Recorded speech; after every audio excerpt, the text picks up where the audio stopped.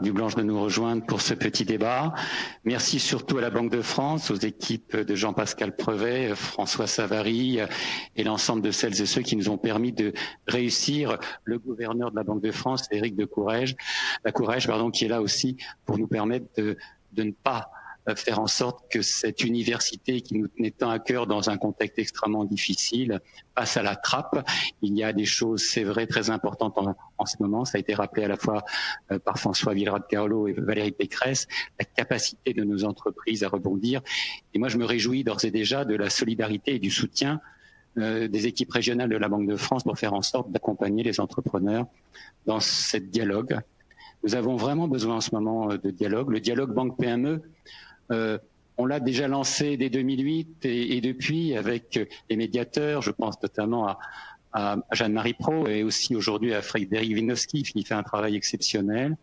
Et puis aujourd'hui, on a surtout besoin d'écouter les uns et les autres. On est dans un monde qui est brûlant, on est dans un monde un peu épidermique. On a tendance à voir les uns et les autres qui travaillent en silo, qui s'auto-congratulent et nous, on a surtout besoin de parler ensemble parce que les difficultés, on n'arrive pas à les résoudre tout seul. Et le rôle de la région, le rôle aussi d'une banque centrale telle que la Banque de France, c'est très rare qu'une banque centrale fasse ceci dans ses locaux. C'est important et le rôle des équipes régionales aussi sur le terrain parce que nous sommes trop seuls, le nez dans le guidon et nous avons besoin d'un peu d'air.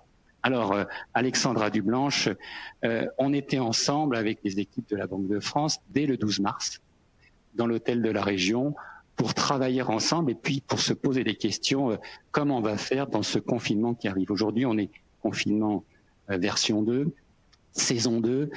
Moi, j'aimerais vous poser une question, c'est comment et vous avez fait pour trouver des moyens et du budget dans un contexte qui n'était pas facile.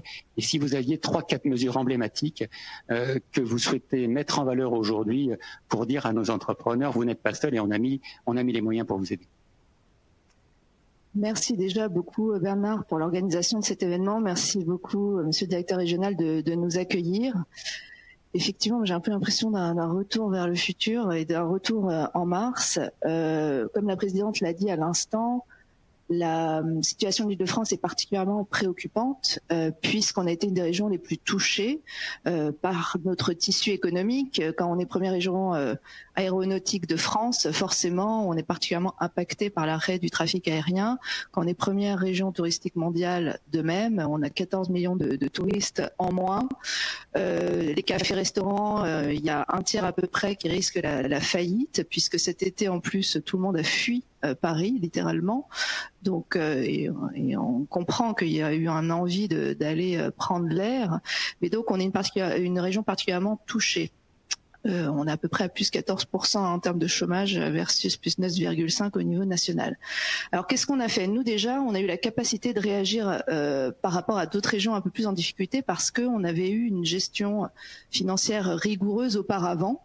Depuis qu'on est arrivé fin 2015, on a vraiment été dans la recherche d'assainissement financier. On a déménagé à Saint-Ouen en Seine-Saint-Denis, on a fait énormément d'économies, ce qui fait, pour répondre à votre question Bernard, qu'aujourd'hui on a été capable de mettre sur la table un plan de relance d'1,3 milliard et d'emprunter aussi, puisqu'on a cette crédibilité financière. Qu'est-ce qui a été le plus important ? Vous l'avez dit, c'est déjà d'aller, de rassembler et de jouer collectif avec tous les acteurs locaux.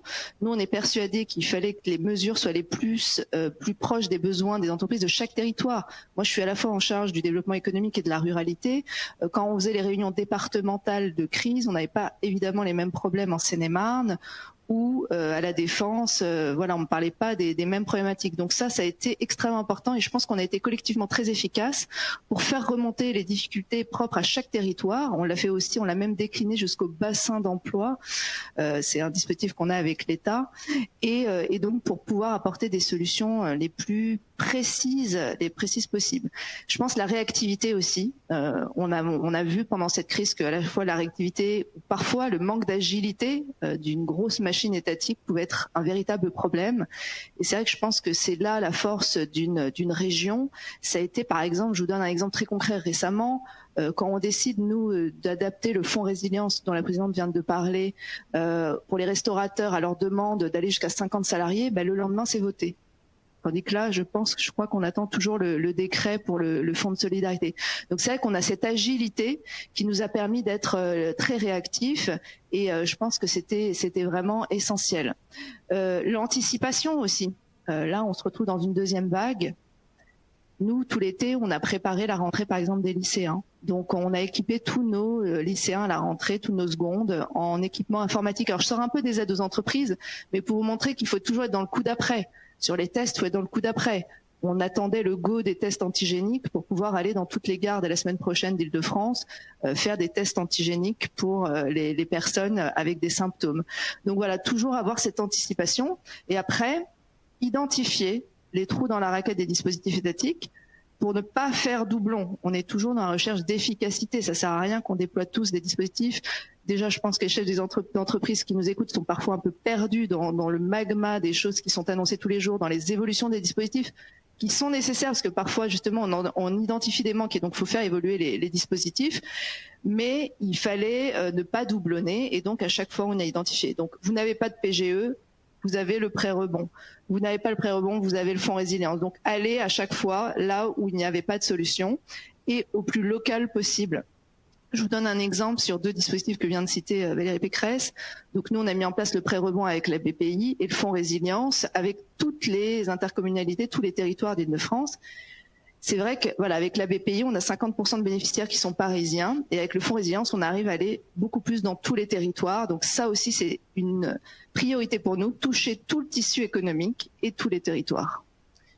Alors, Alexandra Dublanche, avant que Jean-Pascal pose une question, j'ai une deuxième question, c'est est-ce que cette crise n'a pas été l'occasion pour la région Île-de-France de montrer qu'elle avait un rôle dans la région, justement, et que la place d'une région est aussi d'aller dans l'aide au plus près des entreprises avec cette distribution de masques. Je crois près de 900 000 masques ont été distribués très vite à nos TPE, alors que nous n'en avions pas.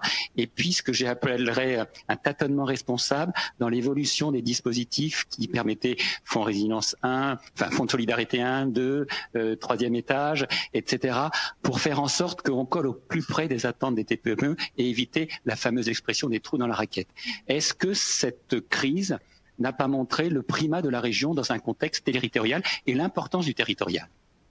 Complètement. Et ce que je disais tout à l'heure, c'est qu'avec vous, avec la CPME, avec les autres organisations représentatives des entreprises, je pense qu'on a joué un rôle très important parce qu'on a cette écoute des territoires pour faire remonter encore une fois ces problématiques particulières, spécifiques. Je n'ai pas les mêmes problèmes à Melun et à Puteaux, enfin c'est évident.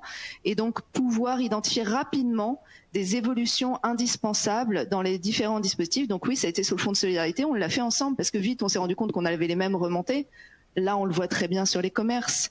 On a pris une initiative collective, région, association des maires d'Île-de-France, CPME, MEDEF, UDP, etc.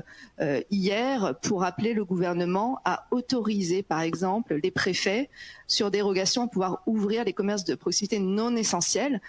Et donc faire confiance au territoire. On est toujours dans cette optique-là, faire confiance au territoire, aux acteurs locaux qui connaissent leur tissu, qui connaissent les besoins et qui sont évidemment responsables. Et donc ça, je pense, ça a été un grand apprentissage de cette crise. Et évidemment, ce que je disais tout à l'heure, l'agilité.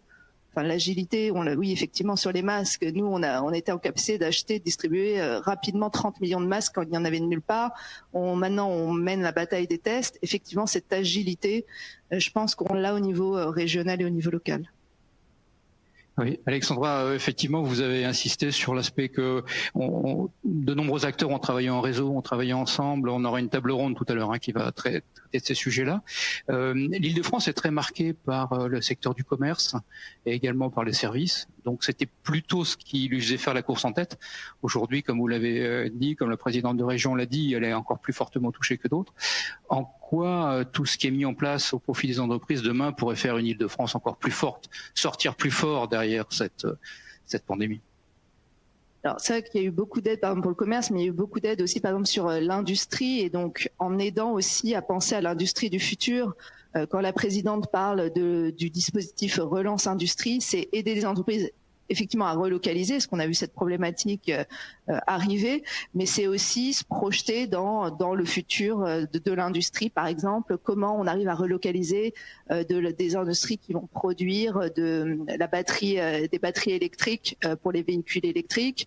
Là, nous, on est en train, alors ça rejoint aussi tout ce qui est transition écologique, qui est une priorité forte de la présidente. Par exemple, là, on est en train d'essayer de construire une filière du rétrofit en Île-de-France, c'est-à-dire parce qu'on souhaite une écologie qui soit accessible à tous en Île-de-France, et donc au lieu d'acheter un véhicule électrique et de l'aide aux véhicules électriques que l'on fait par ailleurs, c'est la possibilité pour une personne de changer son moteur d'un moteur thermique pour un moteur électrique, et donc il faut construire cette filière en Île-de-France. Donc on réfléchit comme ça, le recyclage évidemment des masques, enfin il y a des problématiques comme ça sur lesquelles on se projette, l'hydrogène, et où on veut au passage, ça peut être une opportunité aussi, cette crise, de réfléchir évidemment à demain. Et si je reviens au commerce, il y a évidemment toute la question de la numérisation, par exemple, qui est essentielle pour nous, qui l'était déjà avant la crise, et on espère qu'elle va s'accélérer. Et là-dessus, on avait déjà des aides pour la numérisation des commerces qu'on a déployées pendant la crise suite aux remontées qu'on a eues. Et donc voilà, d'être encore une fois agile et d'anticiper le coup d'après. Dernière question avant de passer aux questions des internautes, Alexandra Dublanche. Vous avez évoqué le chèque numérique. Vous savez qu'au César Île-de-France, on a eu une autosaisine que j'ai portée sur l'entreprise 4.0, l'entreprise du futur. Ça va prendre du temps. Le télétravail, les webinaires, la formation à distance. Est-ce que la région aura les moyens, il faut le dire, dans un contexte où elle dépense beaucoup et où la ponction fiscale est difficile aujourd'hui, puisque chacun est en situation délicate financière? Est-ce que la région mettra le paquet? Je crois que c'est le message qu'on a envie d'entendre sur ce développement numérique. Je sais que c'est une priorité évoquée de la présidente et de vous-même, mais est-ce que vous tiendrez sur la durée dans le nouveau budget sur cette numérisation des entreprises, quelle que soit leur taille? Tout à fait. Donc le numérique, pour nous c'est un outil aussi d'égalité des territoires. Vous l'avez compris, c'est quelque chose qui nous importe énormément. Quand je vous parle des lycées, quand on est arrivé à la tête de la région, il y avait 30% des lycées qui étaient en Wi-Fi, 100% à Paris. Pour nous, c'est un scandale.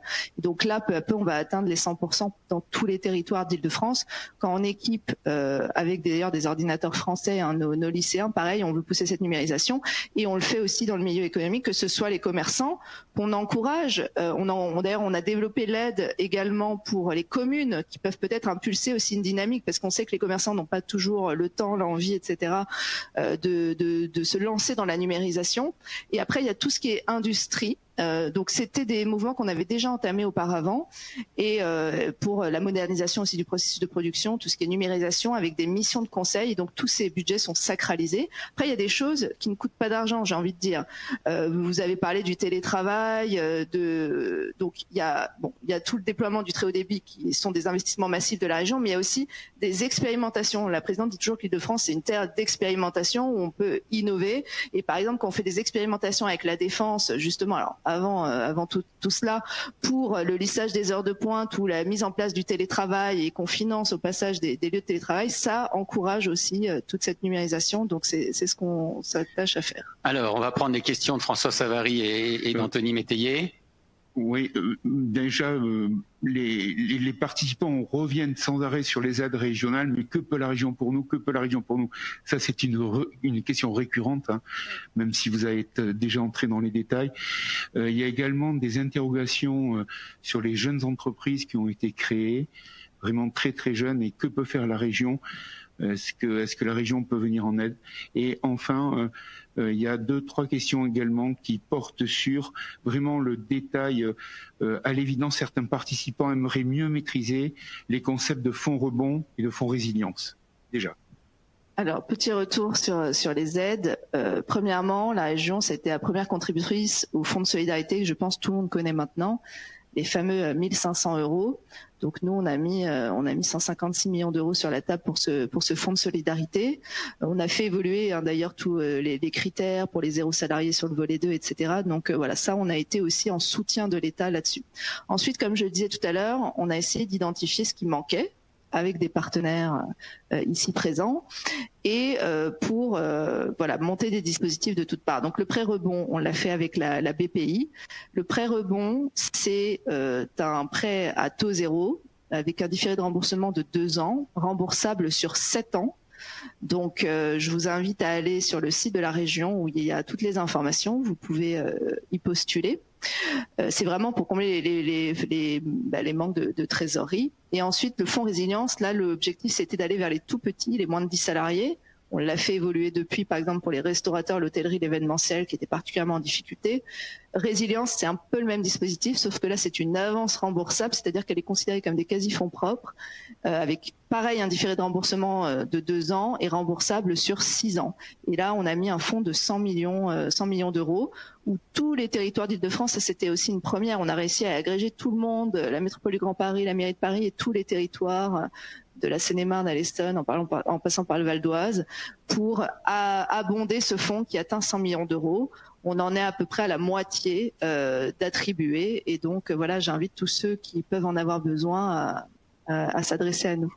Alexandra Dublanche, avant de se quitter, en 2021, il y a des élections régionales. Je peux pas ne pas. Il y en aura peut-être. Ce sera 2022. Oui. Aujourd'hui, vous n'êtes pas en campagne vraiment, mais il y a des objectifs. La nouvelle mandature, ce que vous souhaitez, si vous êtes réélu et dans votre projet de campagne, vous avez dit que vous avez fait beaucoup. D'autres diront qu'ils veulent faire mieux. C'est le but d'un débat démocratique et nous appelons tous un débat démocratique apaisé, vous le savez.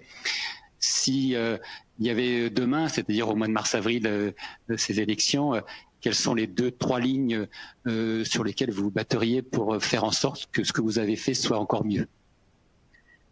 Moi, j'ai envie de dire d'accélérer ce qui a été mis en place, que ce soit la numérisation dont on vient de parler, la transition numérique, la transition écologique. Je pense que ça, ce sont 2 thèmes majeurs sur lesquels on travaille depuis un petit moment, qui se sont accélérés pendant cette crise. Il y a tout l'aspect aussi relocalisation, je pense, et on a une grande demande aussi de nos entreprises franciliennes de compter sur la région pour davantage travailler ensemble, encourager le produit en Île-de-France, et donc ce qu'on fait d'ailleurs avec un club ETI qu'on a monté, on a un club des lauréats de la région pour les faire se rencontrer, qui trouvent des fournisseurs, des clients, etc.